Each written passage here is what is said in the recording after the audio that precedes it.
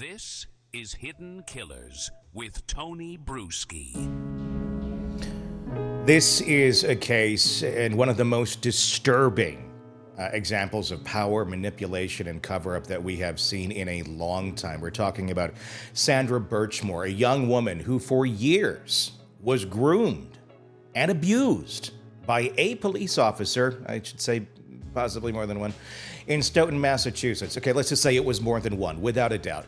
An officer who allegedly murdered her and staged the scene to look like a suicide. The officer, Matthew Farwell. And the real kicker, he wasn't the only one involved. His twin brother and another officer also had inappropriate relationships with Birchmore.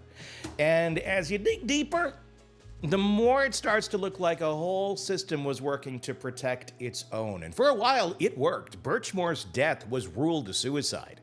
The case was closed. But then, the FBI steps in. And when the feds come knocking, you know things are about to get real. But here's where it gets wild. How did this cover-up last so long?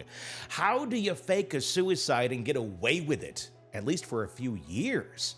And most importantly, who else knew about this and looked the other way? Joining us today is retired FBI Special Agent Jennifer Coffindaffer, who knows exactly how these cases unfold. Jennifer, let's get right into it. When a cop is the suspect, how much harder is it to uncover the truth, and how often do you see a blue wall of cover-ups in a case like this?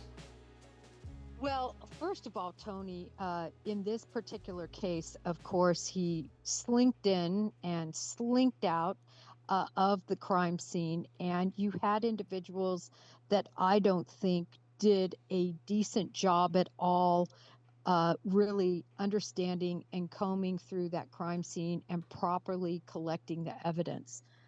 In addition, you had a medical ME rule that this was a suicide. Mm-hmm.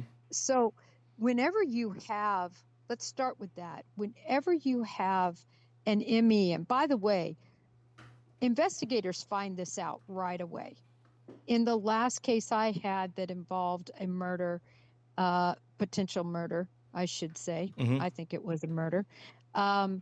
You had, I was at the autopsy. You go to the autopsy. Somebody is there because you want to know right away, what are you dealing with? Was this an accident, a suicide, a homicide? What is the manner of death? So these investigators know straight away what the ME has concluded for the most part, even though it's not official and they have to go through a lot of tests and so on, toxicology, so on.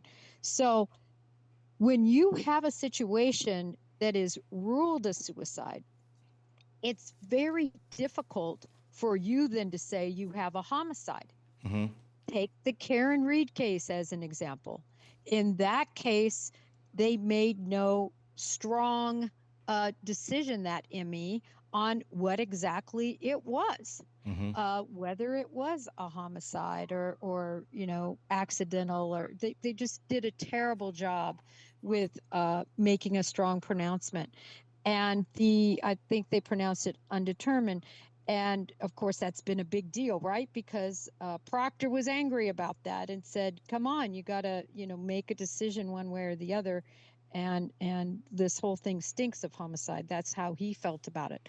But my point is as a detective, as an agent, as an investigator, you cannot just say, you can't go against medical evidence. It's very, very difficult. And that's why when the FBI stepped in, one of their first steps was to have another ME look at everything.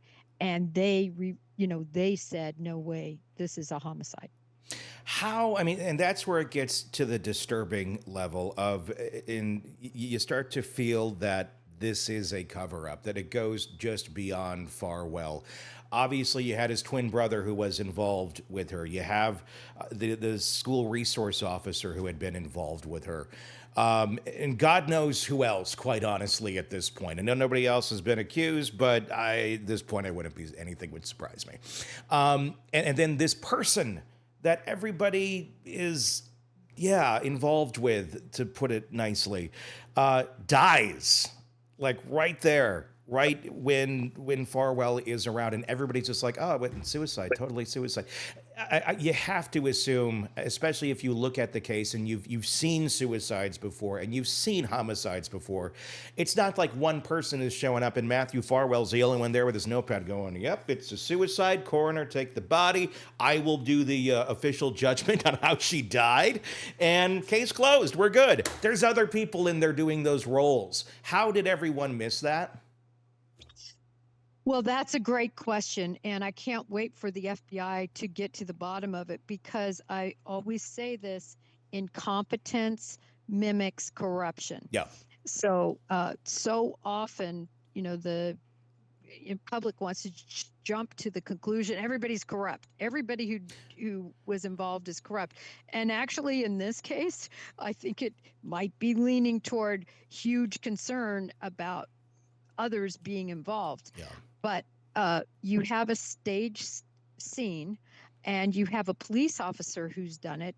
So he knows some of the tricks, right? Mm-hmm. And what to say. Oh, desperate girl. She was pregnant. She just wanted to get out. The problem is nothing matched that narrative. Yeah. She was planning a baby shower. She told people how excited she was to have this baby. She was right in the middle of doing domestic duties. I think she had a load in the dryer and the washer. It looked like she was doing wash. Oh, and by the way, in the middle of this, I think I'm going to kill myself. Yeah. Nothing matched up. Crime scene was, remember, she was hanging from a doorknob, as I recall.